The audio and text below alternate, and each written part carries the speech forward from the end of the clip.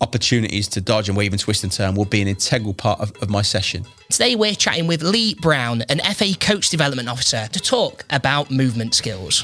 What movement skills do coaches need to support players to develop to actually help them play football? If you coach the youngest age group of players, movement skills, if I'm delivering a coaching session to a group of players, they are fundamental to everything that I would do. Because if you can't adjust and adapt your body to the needs of the game, it's really difficult to play the game effectively. What does that look like on the pitch then, if you was to design a session to make sure that all those movement skills are actually being worked on? First of all,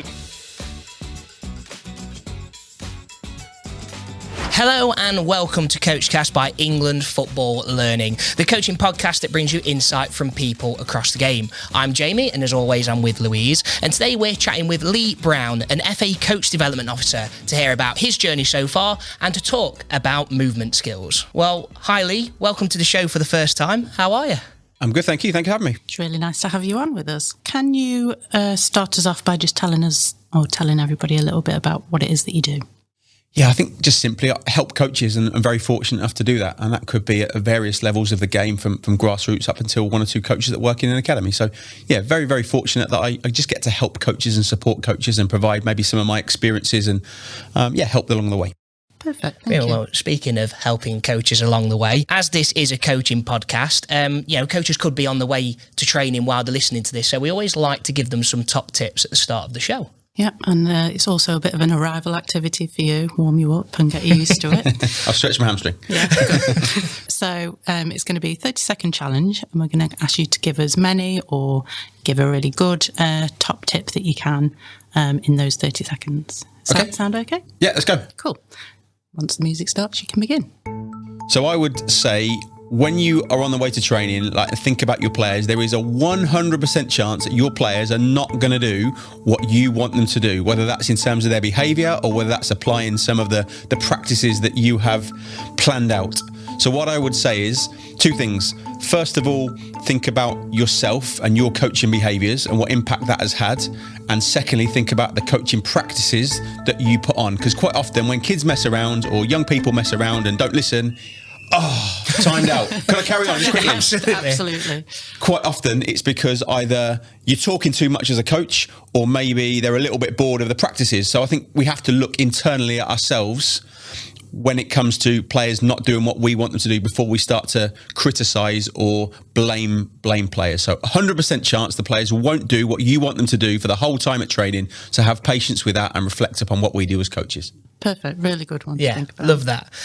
Well, we'll go on to the main part of the show, Lee, and we always kind of start this with new guests on the show by asking them, what was your first experience of football like? My first experience was a really small primary school with not many kids at all in the school, and somebody who loved football and liked playing football. I guess I was probably one of the better players there that kind of held everything together. That was my first one around playing in the playground, and then subsequent to that I ended up playing for a grassroots team, which then became a little bit more challenging. So yeah, my first experience was like primary school, in the school playground, and then you end up going to play for a local grassroots team. And yeah, that was kind of where it all began, really. Sounds like you're probably always the star almost at the primary school, and then kind of a bit more challenging as you went on to... Maybe I was all right at primary school, and it probably got worse after that, yeah. Sure, no, it's good. And what about coaching? When did your interest in coaching start? Yeah, this probably links to what I've just said. It got to a stage where I probably wasn't good enough and kind of started to realise that. And then those moments where kind of somebody tells you you're not good enough, but you start to realise it. And I still played a little bit, but then kind of went, actually, maybe I could go around the coaching route. I think I've got something to share. I was probably a little bit less mature than others, and I wanted to go to the soccer schools in the school holidays for a longer period. And yeah, I was kind of said, look, do you want to come and help the young kids now, as opposed to being part of that? And yeah, that was my introduction really to coaching. The fact that I wasn't bad at football, but I was told at some stage that, you're not really going to make it or figure that out, not really going to make it. Got a little bit too old to take part in some of the soccer schools and the school holidays, and I was offered an opportunity to get involved in coaching maybe tying laces is probably a better term for it. Picking cones up, but yeah, helping some of the younger players there. And that was my kind of first experience of coaching, where I kind of got the bug. And it must be a really nice feeling, actually, to know that there's a place for you within the game and kind of doing something and kind of passing your knowledge on as well. Yeah, I think so. I guess there'll be coaches listening who are still playing, coaches listening who have stopped playing, some people who have never coached, never played the game before. But yeah, you end up finding a place, if you like, in the game of football. And I guess I end up, still played and things. But yeah, found coaching was something where I could hopefully excel at to a certain extent. What was that first experience like of actually running a session then for you? Scary. You've got these group of young people in front of you that hang on to your every word. And you don't want to say the wrong thing, you don't want to put the wrong thing on, and you want to give them a really, really good experience. So when you're in the infancy of coaching, you've got all these things going through your head. What should I do? What shouldn't I do? What do the players need? What are the parents going to think?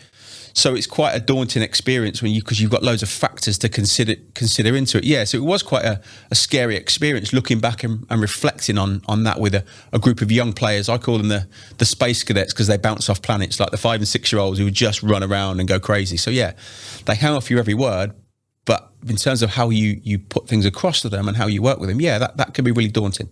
And what would you say that your favourite thing about coaching is? Without a doubt, smiles on faces. And that doesn't matter whether you are coaching 5 and 6 year olds or whether you are coaching senior professionals. When you see people winning games and winning competitions, and more importantly at the younger age groups, enjoying what they're doing and they're having smiles on faces, I would say that is a really, really good gauge of success. The challenge as a coach is, how do we put smiles on faces? What do we do to make sure that the environments we create, the practices that we provide, the match days that we give our players, how do we make sure that they always give smiles on faces, win, lose or draw? And I think that would be the big thing for me is, having smiles on faces. What did you do like in your environment then for those space cadets to put smiles on their faces when you first started coaching then? So I probably wasn't great at this, so I'm kind of reflecting. I think I did a lot of practices where there was some standing around, where I was kind of dictating things. You start here and finish here, when it might be go and stop. So I think those things I reflect on to go, actually, I could have done a little bit better, but I guess you don't know things until you've had a go and you experience stuff. So I think that the things that kids like, they always are, when are we going to play a match? Whether you are 5 years old or even into adults, they want to play a match or play a game, which is a goal at both ends and two teams. Now, whether that's a 5v5 or an 11v11 or even some 1v1s, if you can put a goal at both ends or a method of scoring at both ends and having two teams that compete against each other, that is essentially what your players are asking for. So to design some practices, that's the bit where I guess I've reflected on and gone, it probably wasn't great in the first kind of period of my coaching journey, if you like. I think in terms of putting smiles on faces and what players want, certainly a goal at both ends or a method of scoring at both ends and two teams competing against each other. If we can put some practices on those terms, your players tend to be really engaged and like that sort of stuff. Yeah, great advice that for anybody listening. Great advice. Play the game. It's what we like to see. If we can pick up from where you've started coaching, can you kind of give us a little bit of detail into the journey from that moment to where you are today? Yeah, I guess there's probably not many levels or people that I haven't kind of coached. I say people, that'd be millions, wouldn't it? But no, in terms of my journey, kind of starting off with like young kids at soccer schools, ended up helping my brother's kind of little village under 8s, 9s team. So I guess lots of the coaches will be doing that. Ended up doing some football in schools with girls football, trying to grow participation. And we're talking several years ago now, so this is not necessarily current. Did a load of work in disability football, used to be involved in running a multi-disability football club.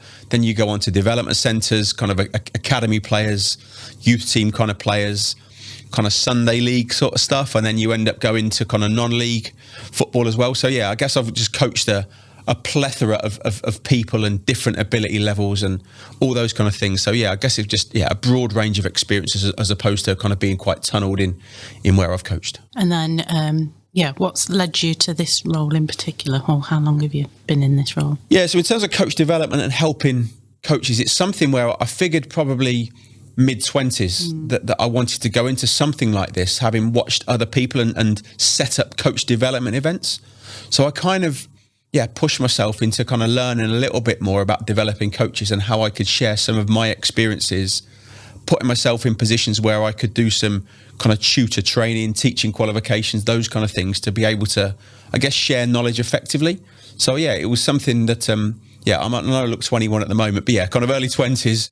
We're talking 20-ish years ago. Yeah, maybe just shy of that I kind of wanted to go into where I thought I could maybe help other people and share some knowledge and some of those experiences of coaching that I've built along the way. If you was to take everything in that, you've learned from those experiences, what advice would you maybe give to your younger self to prepare them for stepping into the world of coaching for the first time? I think that being patient is something that everybody needs. Now, that could be patient with players, because in terms of development, if you coach under 8s and you take them to under 18s, don't want to scare people, but you've got 10 years worth of work that you can do with your players. So being patient with younger players, even the more experienced players, because they won't necessarily be able to apply everything that you throw at them, especially in pressurized environments where the opposition are trying to stop them doing it. So I think one of the things to bear in mind is being patient with young people. And the other thing I would say is be patient with yourself as a coach as well, because quite often we want to kind of run before we can walk. Whether that's the right phrase or not, I don't know. But especially that there's some younger coaches that want to go and work in an academy or want to go and work in professional football. And I think that, yeah, as coaches, be patient with the players, but be patient with ourselves, and then subsequently be open-minded to maybe what we don't know. And I think coming out of playing the game and people who've got experience of playing the game and being coached, that doesn't necessarily make everybody a brilliant coach. So being open-minded to reflect and realise, well, what is a brilliant coach? What is going to allow you to put smiles on faces?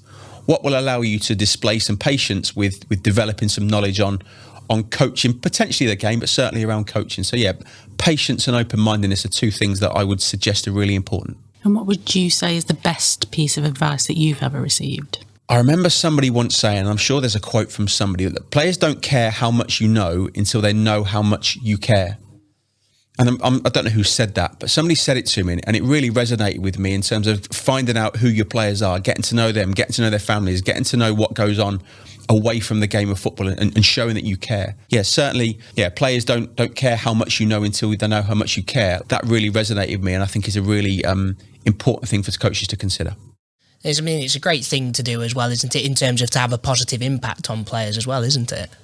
Absolutely. And I think at every level of the game, whether you're working in the WSL, you're working in the Men's Premier League, you're working at grassroots football, you have to have a connection with your players, and you have to figure out what that connection looks and feels like for your players, because it's going to be different with a group of under 7s. I think it's going to be different with Manchester United or whatever. No, it's going to be different. So yeah, it's just considering what it is, what's that connection with the players, so you can they buy into what you want them to do, and yeah, you end up creating a really positive and fruitful environment to develop players and enjoy the game and love the game. Absolutely.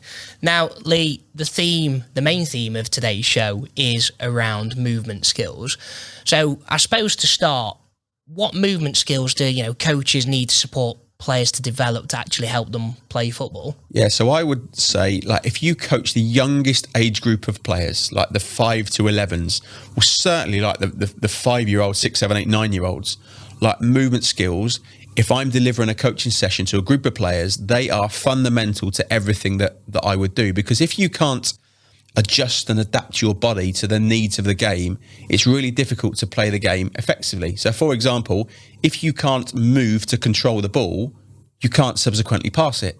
As a really brief example, if you can't move to the trajectory of the ball to control it, you can't necessarily dribble with it effectively. So I would say, especially at the youngest age group of the game, but as you go through and refining some of those skills, and I know we'll talk about those a little bit later on, but certainly, yeah, having some really proficient movement skills are essential to be able to apply some of the tactics associated with the game. When we were organising this show and wanting to talk about movement skills, we did a little bit of research into the topic, and we came across the terms fundamental, locomotive and football-specific movements. Can you kind of tell us what the difference between those actually are, and how coaches can actually help players develop in those areas? Yeah, this could go from a 1-hour podcast into a 3-hour one. So in terms of fundamental movement skills, that will be kind of agility, balance and coordination. So your ability to kind of move your body left, right, you'll be able to balance. Think about somebody like Lionel Messi. I know we're going to talk about what it looks like on a football pitch in a second, but in terms of being able to dodge, weave and twist and turn and all those things associated with agility, balance and coordination. So coordinating your body and staying balanced at the same time. So that will be kind of your fundamental movement skills. And linking back to the previous question, That's why I think it's really important for the youngest age group of players, because without those things, it's really difficult to play the game. You then talk about locomotive skills, movement skills. So that's more kind of isolated skills, which could be running or jumping or skipping, which are, I guess, repetitive actions, if you like. Now, if you then start to couple those repetitive actions with agility, balance and coordination, and put a football on a pitch and a load of players on the pitch, you've got to be able to use some of those dodging, weaving, twisting, turning, the balancing, agility, coordination skills, alongside things like jumping. So jumping off one leg and landing on the other and staying balanced at the same time, in terms of sprinting to accelerate, but then having to decelerate to maybe close a player down and stay balanced while you do that. So if you think of it as some of the fundamental things that we have around agility, balance and coordination, then coupled with things like running and jumping, skipping, hopping, those things in isolation, couple the two things together, put a ball on the pitch, put players on the pitch. Now we have to combine all those things based on the problems and challenges that the opposition and game throw at us. Quite complex. It sounds for the body, I guess. It sounds quite complex, but essentially it's supporting players to be able to move effectively to be able to do it. What does that look like on the pitch then, if you was to design a session to make sure that all those movement skills are actually being worked on? First of all, if in terms of supporting players, I love tag games. So anything where you've got to tag somebody, where you're going to have to change pace, change direction, dodge, weave, twist and turn. Those things are brilliant to support young players to develop some of those fundamental movement skills.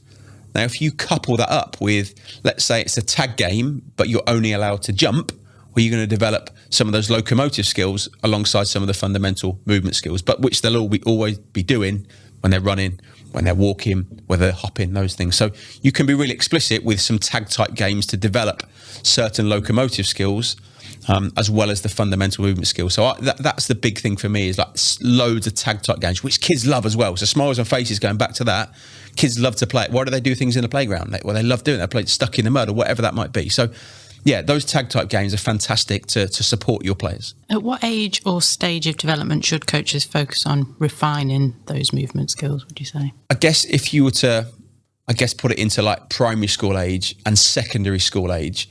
Now, I'm not suggesting like you wouldn't refine things at a younger age or compartmentalising it, but one of the things, kids start to lose their flexibility kind of around the age of 10, around kind of puberty. And there's research alongside that if coaches want to go and read it. But certainly the primary school age are where you're developing some of those things, and then you start to go into the secondary school age. And I'm generalising because it could be different for different young people, but certainly to continue those tag type games into senior players or youth players, if you like, secondary school age and above, there's still some really positive outcomes around the refining of some of those movement skills. But in terms of developing them, certainly the younger age, the refinement will continue throughout. Kind of linking into that sort of refinement side of things, how do coaches know potentially what good might look like, and that might be different for different players? So how can coaches kind of get a bit of a sense that, they can spot maybe some poor movement skills, or that actually movement skills need to be developed a bit further? I think that's something which is quite subjective, and you can see on a football pitch. So when you to go and watch a match, maybe not your players, but go and watch another game, and you can look at how people move on the pitch. And I think moving in relation to opponents and moving in relation to the ball are two quite crucial things. So let's say the ball gets wellied down the pitch and somebody has to turn and run the other way. Like, how quickly can they turn? How effectively do they turn? And then what's their acceleration like to get after the ball? And then you can look at the mechanics of their ability to sprint, for example. So that would be a really kind of easy thing to look at. You've also got if somebody's under pressure and they're trying to knock off the ball. So let's say it's like Lionel Messi, for example, and somebody's trying to knock Lionel Messi off the ball when he's got it, when he's trying to dribble with it. Or has he got the ability to stay balanced, that agility, balance and coordination, as well as run, so those locomotive skills, as well as have a ball at his feet? And you can see some players, and that's really difficult for players, by the way, and I'm using somebody who all the coaches will recognise is probably outstanding at these things. But certainly when you look at players and physical contact, and are they able to maintain agility, balance, coordination with a ball at their feet? Is it without the ball? And like I said, an ability to turn and run after it, or chase an opponent to close them down. So I think it's things that are tangible to the eye, where you can recognise whether somebody's got really effective movement skills, or whether it's something you might need to support as a coach. And just from your own experience, what level of movement skills have players had when you first started coaching them? And what have you had to do to help them most? So when you first start coaching a group of players, they're going to come with some movement skills that you have no control over. So you've got no control over what those movement skills are that you get from individuals. Now, that could be genetics. So it could be you've got a group of players and genetically there's some that are just better than others. The other part of it would be around, I call it opportunity and experience. So you might get some young people that have had more opportunities and experience to take part in physical activities for various reasons and various different physical activities.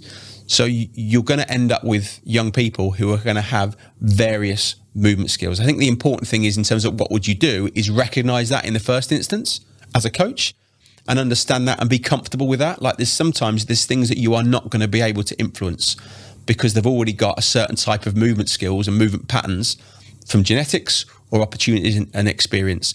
If we can understand that, accept it, recognize it, we can start to support the players, refine what they've got. Or if it's your young players in their infancy, your primary school age kids, we can actually start to think about how we might develop some of those skills that you might observe they haven't got. So something, I guess, just from a personal perspective, I don't want to come across as a parent who looks at movement skills all the time, but like my two girls, we like blow bubbles and we're playing pop. So for example, like I'm blowing bubbles at the bubble machine and they've got to chase around trying not to bump into each other, trying to pop bubbles. Now that sounds mad, but like in my head, I'm going, well, that's going to help them in terms of some of their coordination, their balance. They're not going to bump into people. They're trying to pop bubbles. So there's just something really crazy and wacky like that. I don't do it every day. Like I'm not this like mad parent. Get up in the morning. You can't have your cereal. You haven't played any bubble. That sounds like a great way to start the day. I mean, it does, but little things like that. So yeah, I'm not suggesting everybody has to go and buy bubbles, and I don't own a company, so I'm not getting any money from people buying bubbles. But certainly, just things like that could make a difference. Other things just to put out there, like if somebody's got older brothers and sisters and they copy them, well, there's a chance that, and those older brothers and sisters play sports and different sports, they might copy them, so their movement skills might be different altogether. You've also got things like where you live. If somebody lives in an apartment, then they might not be able to get out as much as somebody who has a backyard or a back garden who can kick a ball against the wall, for example, whatever it might be. So again, for coaches, it's understanding circumstances of individuals and what might have come before them and what might lend to their movement skills being what they are when you intercept those players. And I know we've just said that it's like very different depending on circumstances, but are there any kind of common things that you see that is a challenge for most children or people? In terms of common things, I think it's part of kind of growing up, if you like being able to balance on one leg. And you've had different times, like being able to jump off one leg and land on the other and balance. Being able to change direction really quickly and efficiently. They're things that children will develop if you give them the right activities. So if you're taking the dog for a walk and you're doing lots of walking every day, they'll get great at walking. If you're doing a bit of walking, you're playing tag with the kids at home, you're doing blowing bubbles, for example, they're playing tag in the school playgrounds, they're playing hockey or basketball. There's going to be things that. So in terms of what you see, it's going to be quite really varied. I think the coaches, when you're working with your players, you'll appreciate these coaches that you're going to have varied levels of kids and different reasons why they're movement skills. So I wouldn't pigeonhole something to say that they're not great at something. I think as they get older, you develop movement skills, and it's based on experiences and opportunities that they get. But yeah, certainly the coaches listening will be able to resonate. Like if you were to pick one player who you consider to be your best mover, like what is it they can do which is different to those that struggle a little bit. And I think to reflect on those things and then think about what you might do to support those individuals to be better, and also that your whizzy mover, if you like, what you do to refine them, that will be a consideration. But certainly to be able to dodge, weave and twist and turn and jump and like land off one leg and balance on one leg, and let's say you're turning and using your left leg as a driver to go forward, or your right leg as a driver to go forward, all those things will be really important to the player. So I wouldn't kind of go one thing specifically.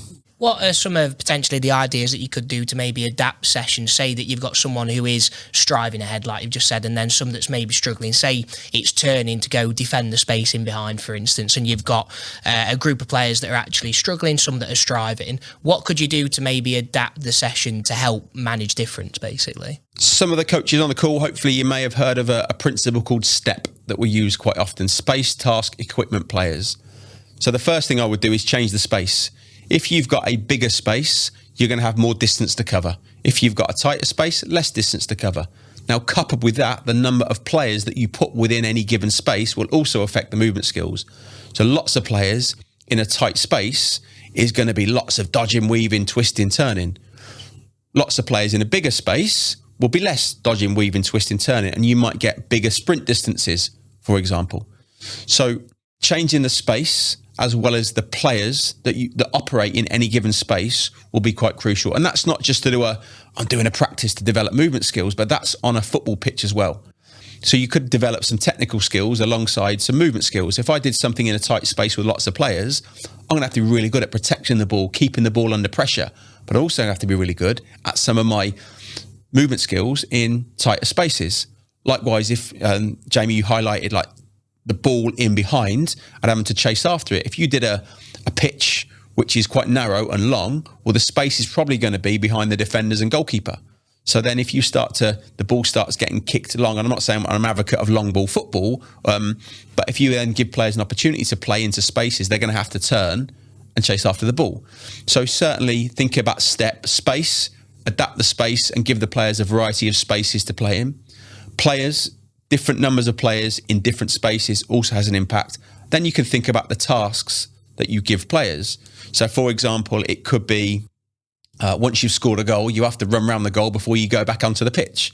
Now that will create an overload or underload, potentially in the favour of one of the teams, but somebody's going to have to run around like on an arc. So you have to go around a pitch. So in terms of running around at an angle on an arc, that would develop that sort of skill, if you like.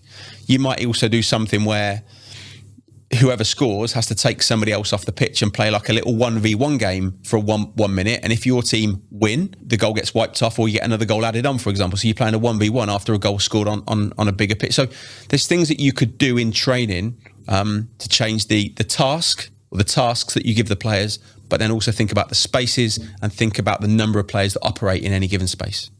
Yeah, really useful things. And I guess when you're planning your sessions, it's like, think about those things that you might want to improve for some people and challenge people on. Yeah, absolutely. And again, the other thing, I mean, I'm quite big on is doing like a mirrored practice or a parallel practice. So do two of the same things alongside each other. So if you have 10 players at training, you could play a 3v3 on one pitch and a 2v2 on the other pitch. And the pitches might be different. Same activity that you're giving the players, it's just a different number on both pitches, and you could have the pitches slightly different size. And that will develop different movement skills as well as some of the technical skills as well. But certainly, yeah, simple things like that will have a big difference long term. Do movement skills players need depend on the age and stage that they're at and even the position that they play? So in terms of the age and stage that they're at, I think movement skills are movement skills. Like if you're really good at moving the ball, moving to the flight and trajectory of a ball, you're going to be more effective at playing the game. So yeah, something I would say is, yeah, if you're a good mover, you're a good mover. You're probably really good at playing the game of football. Now, there's some technical skills that associate with it, whether attacking or defending. So you might be a really good, proficient mover in terms of agility, balance and coordination with the ball at your feet, and you're a really good dribbler. But then you might not be great in terms of some strength coupled with those movement skills. So we talk about Lionel Messi as an example that you can resonate with. In terms of his strength alongside his movement skills and his technical skills has a really big impact. So yeah, in terms of the age and stage and the importance of it, I wouldn't necessarily put a specific importance for grassroots coaches to say, look, this is really important to say, you know, at 5 years old, you should be doing X, Y, and Z. It's looking at the players in front of you. What skills have they got to move effectively, and what might you do to support them develop as they go along? So I wouldn't necessarily pigeonhole that into, again, a specific age, and that's a personal opinion. And how about with the positions that they're playing? There's some positions that need more things than others, or? Yeah, so I think, again, coaches, you'll start to think, and you could watch games of football, like different positions potentially require different physical skills. So yes, if you look at a central midfield player in an 11-a-side match, they've probably got to, do lots of dodging, weaving, twisting, turning to press and receive the ball. So they might have different movement skills, for example, to a striker who might need bursts of energy to get in front of a defender. Now, I'm not suggesting those movement skills are going to be completely different, because they're both going to have to be very similar, but the game and the context that the game is played in and the position that you played might depend on those movement skills. So, for example, it could be a fullback. If I look at somebody like Ashley Cole, I think he was fantastic at some of his movement skills to mirror the stride patterns of players that he was up against. There's loads of clips online of Ashley Cole versus Cristiano Ronaldo when they were both in their heyday, so to speak. So, no, you might have to match the stride pattern of an attacker. So to be able to mirror those stride patterns, to be able to block across or to challenge effectively, that's going to be important to certain positions. Whereas if you are a striker, for example, when you look at somebody like Harry Kane, he doesn't necessarily press really aggressively all the time, but arcing your run, and I mentioned that, like arcing a bit of a run, so it's like in a semicircle, so to speak, to send the ball in a certain direction, needs to be doing that effectively. So there's different things associated with different positions in and out of possession of the game. And like I said, I wouldn't necessarily pigeonhole a player into a position at the youngest age group, but as they start to kind of become to teenage and certainly the later end of their teenage years, when they start to figure out like the positions that they enjoy most, the positions where they can affect the game most, that's when in training sessions I might start to put more positional type of practices on, because the movement skills associated with those positions are going to help them in the game. And that's a little bit, I guess, the refinement as well as development elements of specific positions. Would you say then, at younger age groups in particular, like it's quite worthwhile, and you might not do like position specific sort of practices, but obviously when they're playing the game, for instance, whether it's in training or a match day, just kind of rotating positions to give them a bit of an experience of, rather it being twisting and turning, arcing the runs, playing in tight spaces if they're on the wing more likely than obviously being as a centre-back, for instance. Absolutely. And again, we talk about equal game time. I like to call it fair game time for players. But I think when we start to dig a little bit deeper into that could be around positions that they play and the movement skills associated with different positions. And that's really tough on coaches. We want to win games. Mums and dads want to win games. The kids want to win games. But I think if you start to think about long-term, the benefits of a young person playing in a central midfield area for a longer period of the game, that's going to be different than if you play as a goalkeeper for a longer period of the game. So you might like rotate positions, for example, but if you're a goalkeeper, the movement skills associated with a goalkeeper are far different from a midfield player. So absolutely, yes, giving equal fair game time, however you want to phrase it as a coach, is really important.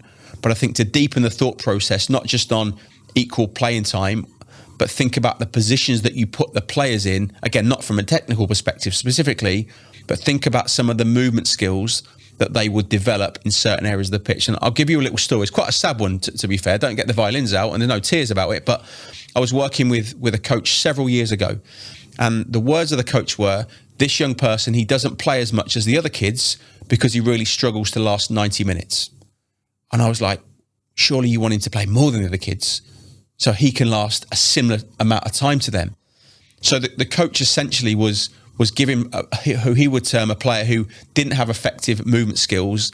Stamina wasn't great either. He wasn't giving that young boy as much game time. Well, long term, that's going to have a hugely detrimental effect on that person, but also the team as well, because they were playing 7v7 at the time. What about when they go to 9-a-side, 11-a-side, in terms of the players all being able to perform at a more similar level? And what was happening was the players were going to get much better, and he was going to stagnate slightly. And that's one story. Another story, he really likes playing in goal, but in terms of him developing his movement skills, he probably gets more game time than some of the other kids, but more game time in goal. Well, that has an impact upon his movement skills because he doesn't get to practice his movement skills or technical skills as much as the other kids. But certainly when you talk about game time, equal game time, fair game time, it's not just about the minutes that they play, it's about the positions and the minutes that they play to develop technical skills, but also some really effective movement skills. I suppose that's why it's so important in training, like to have like small-sided games, isn't it? Like more touches of the ball, more repetition of key skills and core moves and things like that.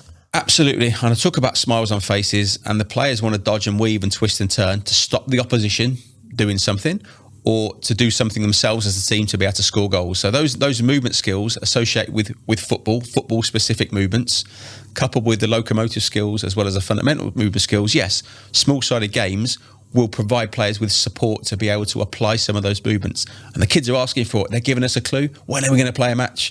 When are we going to play a game? Like, that's their hobby. That's what goes back to what I said at the start.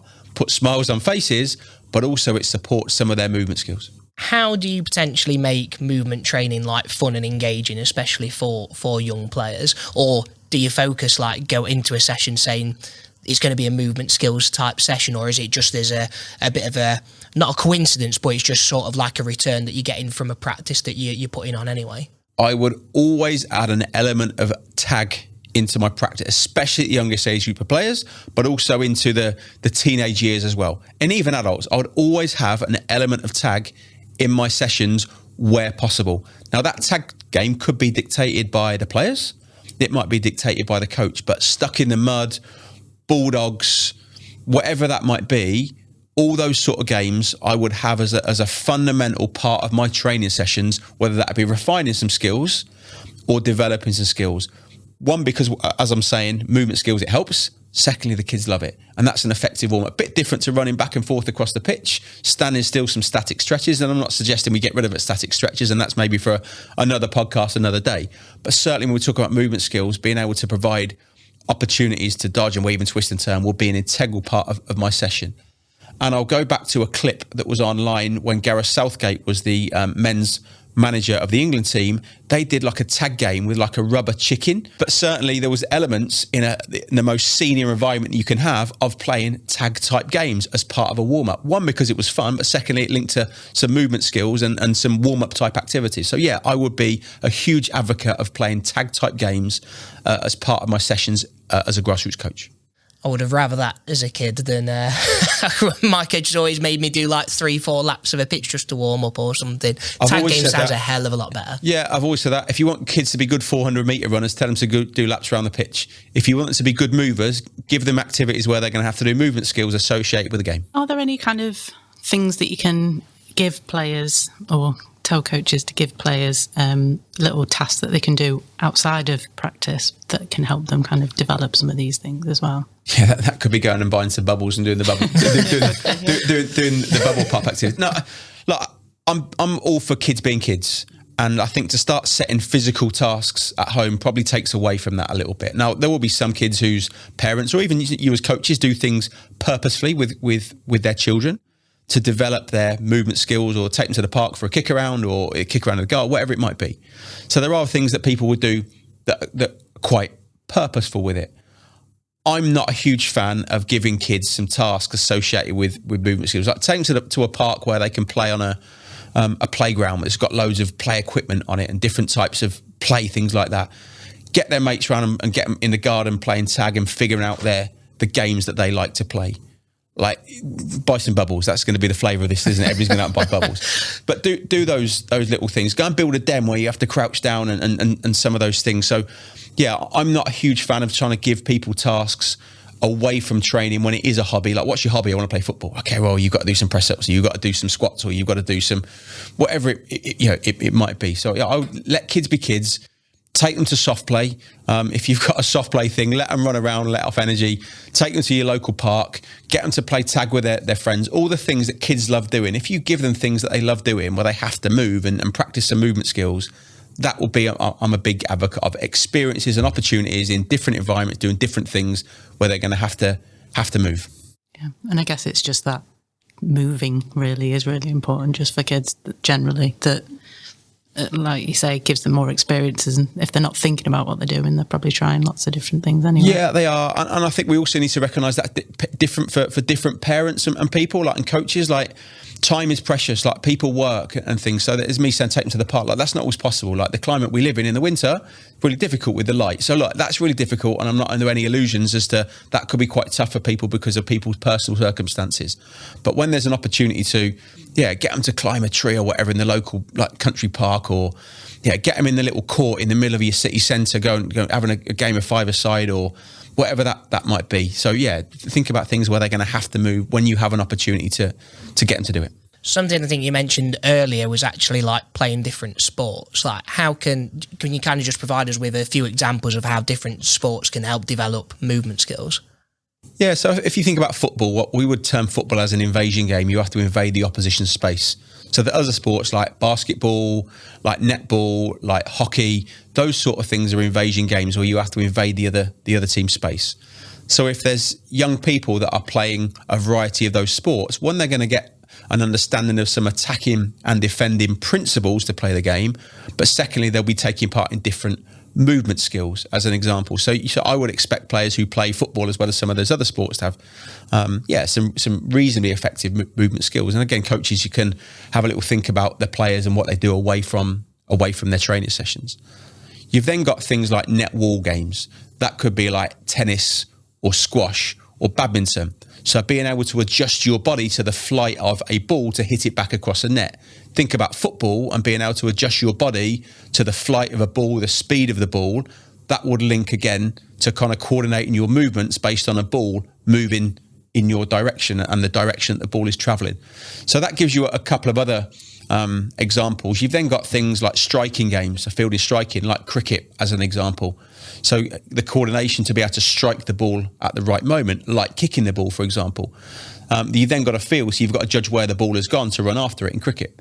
So those sort of things in different types of sports can have a really positive effect on how they might move to play football. You've then got things like health and fitness. So if they're good at like running, they go to park run or something along those lines, or they go swimming. So more, I guess I would term more individual activities or individual sports. They would also have an effect in terms of coordinating some of your movement skills.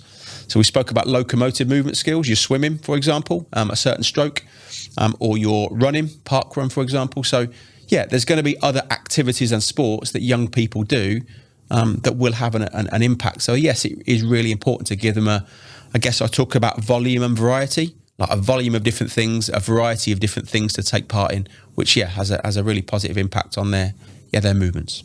So we've talked a lot about training, but is there anything that can be done on a match day specifically? Yeah, so we've mentioned already around the positions, and I guess you've also got the time spent in a position.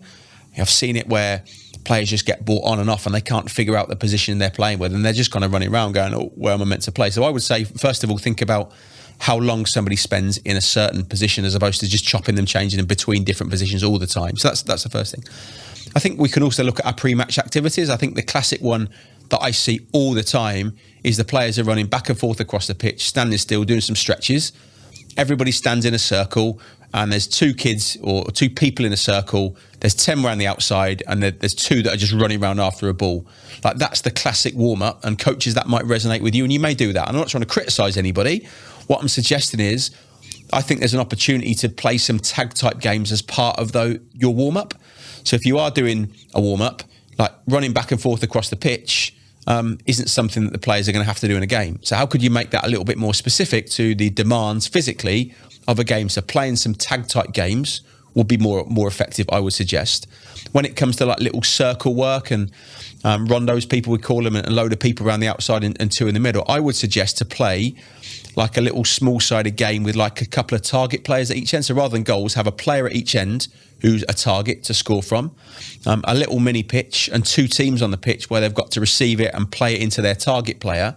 That would develop, yes, some technical skills associated with the game that they're about to play, but also more effective movement skills for all of the players rather than a group of them standing around and a couple in the middle running after the ball. So certainly, yeah, training.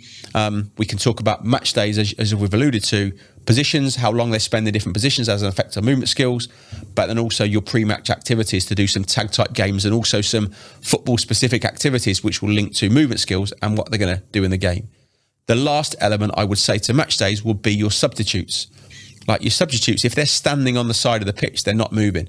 So if you've got two substitutes and the opposition have got two substitutes, is there an opportunity to play a 3v3 game, even for 5 minutes, a 3v2 game on the side for 5 minutes? Just set up a little small pitch with a couple of little mini goals, if you can get some mini goals, or put cones down, but give the players an activity to do. Yes, they'll also stay warm, ready to come on when you're ready for them, but they'll be developing some technical skills and they'll develop some movement skills. And you know what? They'll be working with the other players, developing some social skills potentially and having conversations with them as well. So yeah, things that you do with the players on the side of the pitch, working with the other team, even if you don't work with the other team, like if there's 2 or 3 coaches on the side of the pitch and you're just watching the game, we're probably neglecting some of the substitutes on there. So could one of the coaches be doing something with one of the players, one of the substitutes, to help them develop some technical movement skills, whatever they might be, before they go on the pitch, as opposed to 3 coaches having to watch the same match?